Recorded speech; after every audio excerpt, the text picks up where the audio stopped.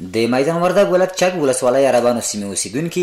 د روغتیايي مرکزونو د کموالي له امله له ګڼو ستونزو سره مخ دي. په دغه سیمه کې که څه هم یو CHC کلینیک شتون لري، خو د دې ځای د اوسیدونکو پر وینا چې دا ګڼ نفوسه سیمه ده او یاد کلینیک بسنه نه کوي.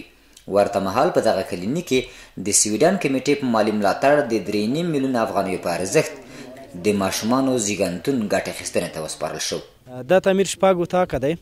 او 3.5 میلیونه افغانو په اندازه باندې جوړ شوی چې 2021 کال اکتوبر کې شروع او نن یې رسما افتتاح او فعالیت شروع کړلو چې خلکو ته خدمت ترېنه واخیستی شو.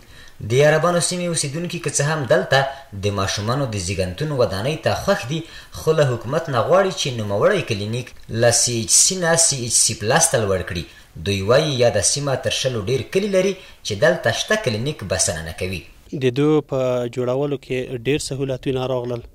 ایزولیشن وشو، نارینه او زنانه د مریضان مراجعین کوم چې وي درسه جدا شول او موږ خپله د پرسونل ډېر سهولت احساسوو او دا تعمیر کوم چې وي نو په ښه سټنډارډ باندې جوړ شو. نو موږ یو درې عمده غوښتنې دا لرو چې که خدای وکړو چې موږ د ارتقا د کلینیک ته اشد ضرورت لري چې د موږ د CHC کلینیک د CHC پلاس بدل شي، یو دا اشد مشکل د اشد ضرورت دی.